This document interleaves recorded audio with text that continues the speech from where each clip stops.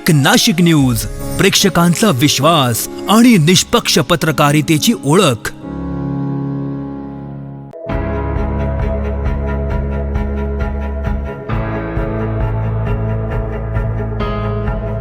नाशिक जिल्ह्यात राष्ट्रवादी काँग्रेस पक्षाचे संघटन अधिक मजबूत करण्याच्या उद्देशाने मुंबई नाका येथील राष्ट्रवादी भवनात महत्त्वपूर्ण बैठक उत्साहात पार पडली।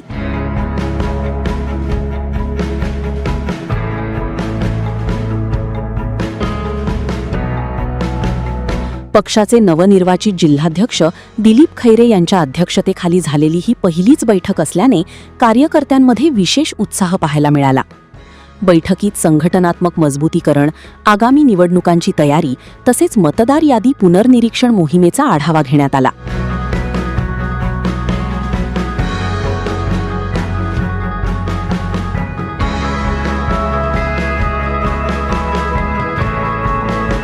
जिल्ह्यातील तालुकाध्यक्ष, पदाधिकारी आणि कार्यकर्ते मोठ्या संख्येने उपस्थित होते। यावेळी मार्गदर्शन करताना जिल्हाध्यक्ष दिलीप खैरे यांनी नाशिक जिल्ह्यात राष्ट्रवादी काँग्रेस पक्षाला अधिक बळकट करण्याचा निर्धार व्यक्त केला। पक्षासाठी प्रामाणिकपणे काम करणाऱ्या कार्यकर्त्यांनाच संधी दिली जाईल, तर निष्क्रिय पदाधिकाऱ्यांना पदावर ठेवले जाणार नाही, असा स्पष्ट इशारा त्यांनी दिला।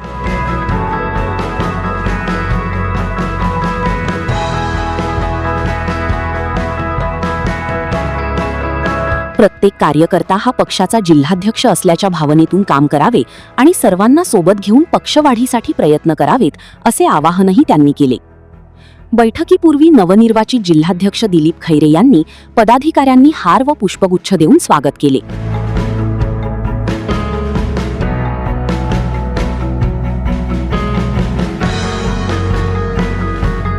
यावेळी राष्ट्रवादीचे प्रदेश पदाधिकारी नाना महाले, बाळासाहेब कर्डक, शहराध्यक्ष रंजन ठाकरे, युवक शहराध्यक्ष अंबादास खैरे, युवक जिल्हाध्यक्ष योगेश निसाळ, भगूर नगराध्यक्षा प्रेरणा बलकवडे, कविता कर्डक, योगिता आहेर, आकाश पगार, डॉक्टर योगेश गोसावी आदी मान्यवरांनी पक्ष संघटना वाढीसंदर्भात मार्गदर्शन केले व दिलीप खैरे यांना शुभेच्छा दिल्या।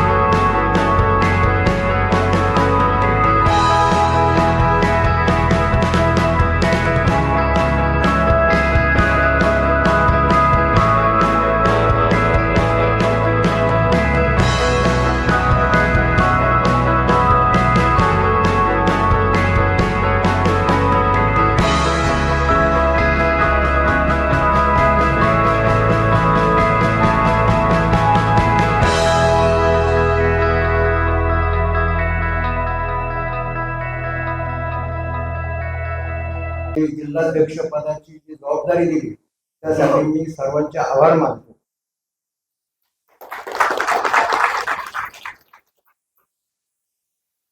आता भाषण भरपूर झालं, म्हणजे ताजी भरपूर बोलले, बाकी सर्व लोक बोलले। माझा पहिल्यापासून स्वभाव आहे की मला जरा भाषणापेक्षा, तर मला सकाळी मी दाजीला विचारलं की आता मला भाषण विषय तर काय, तर म्हणजे तुम्ही काय भाषण नका करू, संवाद साधा। आता आपण आपलं जोपर्यंत मी अध्यक्ष आहे तोपर्यंत आपल्याला संवाद करायचा असं बोलून आपण बोलत राहायचं। मी तुमच्याशी संवाद करणार आहे। आपल्याला हे सर्व काम करत असताना खूप रविनारायणनी जे काम पुढे गेलं गेल्या 6 महिन्यामध्ये 4 महिन्यामध्ये दादा गेले, दादानंतर नाना गेले, त्यानंतर जे आपलं काम थोडंफार थांबलं होतं. तर मी तुम्हाला या निमित्ताने सांगतो की आपलं जे थांबलेलं काम आहे ते तुम्ही गेल्या 2 दिवसापासून बघितलं असेल आणि पुढच्या 8 दिवसानंतर तुम्ही बघाल तर नाशिक जिल्ह्यामध्ये फक्त आणि फक्त राष्ट्रवादी तुम्हाला दिसल्याशिवाय राहणार. दादांनी खूप सकाळी पण काही गोष्टी माझ्याशी बोलताना ते बोलत होते की म्हणजे माझाही अनुभव तोच आहे, कारण मी तुमच्यासारखा शेवटच्या बाकावर बसणारा, शेवटच्या खुर्चीवर बसणारा कार्यकर्ता आहे आणि शेवटच्या बसणाऱ्या खुर्चीवर कार्यकर्त्याला सगळं समोर दिसत असतं. म्हणजे राजेंनी सांगितलं हा आमदार झाला, तो महामंडळाचा झाला, सगळं झालं. मी बघतो सगळे व्हाईट कपडे असतात, स्टार्च केलेले कपडे असतात. इकडे कुठेतरी आले की भुजबळ साहेबांच्या कॅबिन मध्ये घुसतात, समीर भाऊच्या कॅबिन मध्ये घुसतात, मुंबईला जातात. तिकडे कुठे आम्ही परवा मुंबईला गेलो तर ते मुंबईचं असं असतंय, मला पहिल्यांदा कळलं असं भेटायचं असतं. म्हणजे इतक्या शेवटच्या खुर्चीवरचा मी माणूस आहे. त्यामुळं त्या खुर्चीवर बसून काय भावना असतात, काय वेदना असतात, काय वाटत असतं हे मला चांगलं माहिती आहे. त्यामुळे तुम्ही यापुढे तुमचे वरिष्ठांचे डोळे म्हणून मी तिथून तुमच्या भावना समजून घेईल आणि त्यांच्यापर्यंत पोहोचवेल. 100% हे माझं नेहमीच म्हणणं झाले. जेव्हा जेव्हा मी चर्चा करतो कार्यकर्त्यांशी किंवा मित्रांशी किंवा आमच्या राजकारण या विषयाशी, तेव्हा मला नेहमी हे खटकत असतं की तो फक्त मुंबईला जाणारा माणूस फक्त आमदार बनून जातो, मुंबईला जाणारा माणूस कुठेतरी महामंडळावर बसतो. आपलं काय?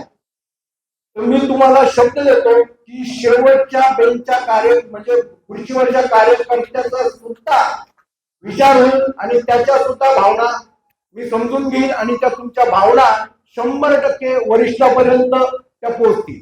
याच्या अगोदर नाना होते, अजून काय होते, नानांचा स्वभाव वेगळा होता. नानांच्या एकदम अपोजिट स्वभाव आहे. जे नाना समजून घेत होते, नाना ऐकून घेत होते. मला नाही वाटत, मला आता आपल्याला पुढे ज्यांनी जिल्हाध्यक्ष असताना माझ्यावर काम केले त्यांना माझ्या स्वभावाचा अंदाज आहे. दुसरी गोष्ट, सकाळ मगाशी राजा भाऊनी सांगितलं की सकाळी 7 वाजता तुम्ही कॉल घेतला. राजा भाऊ मी तुम्हाला शब्द देतो, तुम्ही 7 वाजता नाही रात्री 2 वाजता कॉल करा. त्याच्यानंतर 1 तासामध्ये तुम्ही जिथं असाल, जिथं तुमचा जो काय प्रॉब्लेम असेल तिथे 1 तासामध्ये मी पोहोचून जाईल. काम करताना, राष्ट्रवादीचं काम करताना, पक्षाचं काम करताना सुनित्राताई, भुजबळ साहेब, अजितदादा यांचा विचार शेवटच्या माणसापर्यंत पोहोचवण्यासाठी जे जे काय करावं लागेल ते आपण सर्वजण पुढच्या काळामध्ये करू. ज्या ज्या काय अडचणी असतील नसतील आपण सर्व सोडवण्याचा प्रयत्न करू. तुम्हाला हा पण शब्द देतो, राष्ट्रवादी भवन मध्ये सुद्धा याच्या पुढे एक दिवस आपण ठरवणार आहे की कोणता तरी एक दिवस सर्व आमदारांशी बोलणार आहे, झिरवाळ साहेबांशी, भुजबळ साहेबांशी, सगळ्यांशी बोलून माझा हा पण प्रयत्न आहे की एक दिवस स्वतः आमदार असतील तर आमदार, झिरवाळ साहेब असतील झिरवाळ साहेब, भुजबळ साहेबांची OSD PA कोणीतरी घेऊन एक दिवस राष्ट्रवादी भवनला, जसं आम्ही येवल्यामध्ये बऱ्याच लोकांना माहिती आहे की 3 तास आम्ही येवल्यात बसतो, पण 3 तासाला कमीत कमी 1000 लोक आम्हाला तिथे भेटतात. अशा पद्धतीने आपणही प्रयत्न करायचा. कार्यकर्ते असतील, लोक असतील, नागरिक असतील, कुठले मतदारसंघाचे, ह्या मतदारसंघ, तो मतदारसंघ, तिथल्या लोकांचे जे काय प्रश्न असतील, जिल्हा लेवलचे असतील, तालुका लेवलचे असतील, ते सुद्धा आपण सोमवार हा एक दिवस ठेवायचं माझ्या याच्यात आहे. त्या दिवशी आपण तो सोडवण्याचा प्रयत्न करू, जेणेकरून कार्यकर्त्यांनाही काही भावना मांडायच्या असतील तर त्या दिवशी सोमवारी येऊन आपण ते करू शकू. अशा पद्धतीने आपण हे सर्व करत असताना मगाशी कोणीतरी एक विषय घेतला की गट तट, राजाभाऊ बोलले ह्या गटाचा त्या गटाचा. मी तुम्हाला सांगतो इथे फक्त अजितदादा, सुनेत्राताई, भुजबळ साहेब, झिरवाळ साहेब आणि राष्ट्रवादी काँग्रेस पक्ष हा आपला एकंदरीत सगळा गट असणार आहे. कोणी कोणाच्या गटाचा नाही. पक्ष आपला वाढला पाहिजे याची फक्त आपण काळजी घ्यायची. दुसरा विषय होता आपले, जसं कोणीतरी सांगितलं, विधानसभेच्या निवडणुकीमध्ये आपले 10 आमदार होतील याची आपण काळजी घेऊ. जिल्हा परिषदेची निवडणूक आता लवकरच आहे. आम्ही आता सर्व त्यांच्या लोकांशी आम्ही 2-3 दिवसामध्ये बोलणार आहे.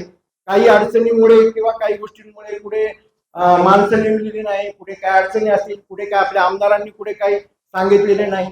पण त्या सगळ्या गोष्टी सगळ्या सेलला असेल, आमचा फादर सेलला असेल, ज्या ज्या काय अडचणी असतील संबंधित आमदारांशी बोलून वगैरे आपण तोही प्रश्न पुढच्या 15-20 दिवसाच्या आत सगळ्या युवक काँग्रेस महिला सगळ्या ठिकाणी आपण पूर्णपणे करू.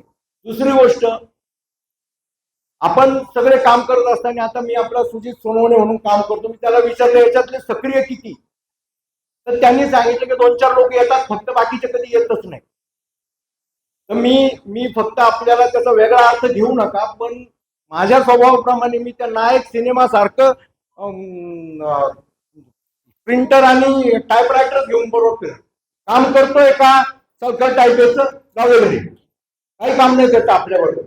फक्त नुसतं कार्ड दाखवण्यापुरतं आणि दुकानदार चालवण्यासाठी अजिबात कोणाला पक्षामध्ये पद द्यायचं नाही. आपल्याला जो काम करेल, पक्षवाढीसाठी प्रयत्न करेल, त्याच्यासाठीच फक्त आपल्या पक्षामध्ये आपण त्याला पद देऊ किंवा त्याला आपल्या बरोबर ठेवू. बरोबर जरी मी जिल्हाध्यक्ष असेल तरी मी तुम्हाला शब्द देतो, इथे बसलेला प्रत्येक माणूस जिल्हाध्यक्ष आहे असं समजून तुम्ही मला साथ द्या. आपण पक्ष वाढीसाठी नाशिक जिल्ह्यामध्ये आपला पक्ष 1 नंबरला आत्ताही रविनानाच्या याच्यामध्ये आहेत, पण तो अजून पुढे कसं जाईल याच्यासाठी आपण सर्व प्रयत्न करू. सर्वांना बरोबर घेऊ, सर्व आमदार, सर्व मंत्री, सर्वांना विश्वासात घेऊन कुठेही कोणाचा अवमान होणार नाही याची काळजी घेऊन आपण पक्ष वाढीसाठी प्रयत्न करू. आपण सर्व या सगळ्या याच्यामध्ये मला साथ द्याल अशी मी आशा व्यक्त करतो. आणि